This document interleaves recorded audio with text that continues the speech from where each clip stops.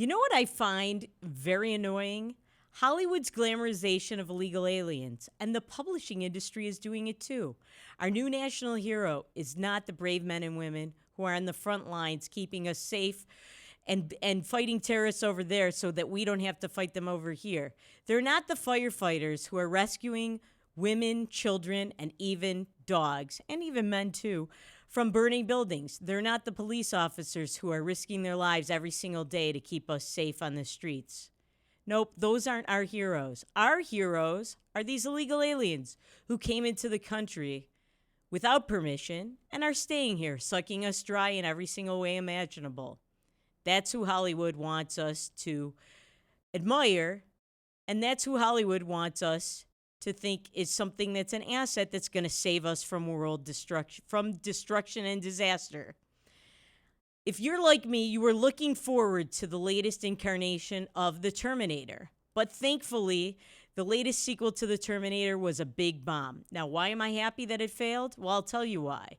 The reason I'm happy is that it was a movie in which the heroine is an illegal alien. I'm sorry, undocumented immigrant. The undocumented immigrant is not just any undocumented immigrant, or as it really should be called, an illegal alien. The reason she's even bigger than that is her uncle is a coyote, and he's smuggling people into the country every single day by the thousands through the rivers at our southern border with Mexico. And then there's the movie Knives Out. Have you seen it? It's this thriller that a lot of people are gushing about, but they shouldn't be. Why? Because the heroine in the movie, who's also the aggrieved victim by all the evil white people, is an illegal alien. And again, it's an undocumented immigrant. Please. These are not America's heroes. They're committing a crime, sneaking into the country without permission and staying here, even if you had permission, but you won't leave when you're supposed to, is a crime. Criminals are not heroes. They're just criminals. That's what Hollywood is pushing on us these days. And we're also being pimped on this idea by the publishing industry in New York. The latest book that's a big hit is called American Dirt.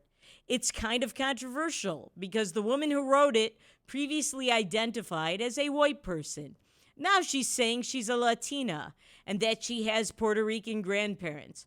It doesn't matter to me what she is. What matters to me is that the theme of her book is that illegal aliens are nice people, that they're not criminals, that they're all sneaking into the country because they're fleeing war and famine and drug dealers who are going to kidnap and murder their whole families. You know, if that's really true about the rest of the world, I'm sorry, but we only have room for so many, and we can't take the whole world in.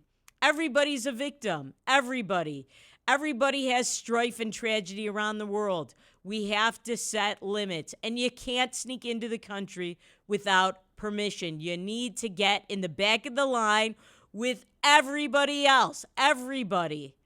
And unfortunately, Hollywood is telling us that's not the way, that you can just sneak in and suddenly you are going to be the person that's going to save us from the Terminators. You're going to save us from world disasters, and you're going to save us from the evil, white, rich, spoiled people who have privilege like the characters in the movie Knives Out. I'm sorry, I'm not buying it.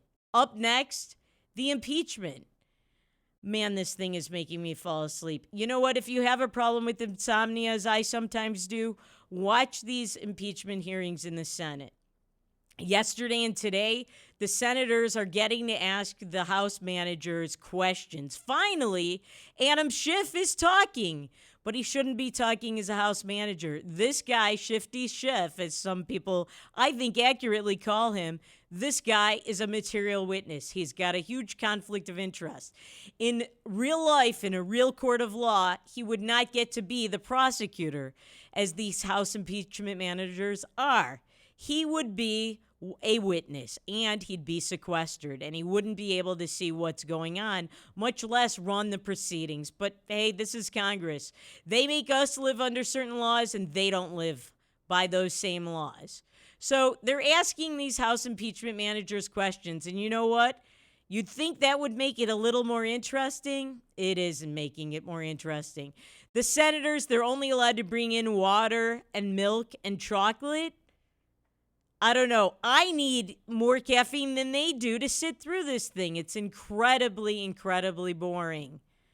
I don't know about you, but let's get this thing over with. It's an incredible waste of time, an incredible waste of resources. But on the bright side, at least Congress isn't spending our money, and at least they're not making new laws that are encroaching on American businesses and us individual citizens and taking away our rights, which they seem to be doing on a daily basis. So, on that front, maybe the impeachment is a good thing. I'm Debbie Schlossel, and that's what I find incredibly annoying. Thank you for watching, and we'll see you soon.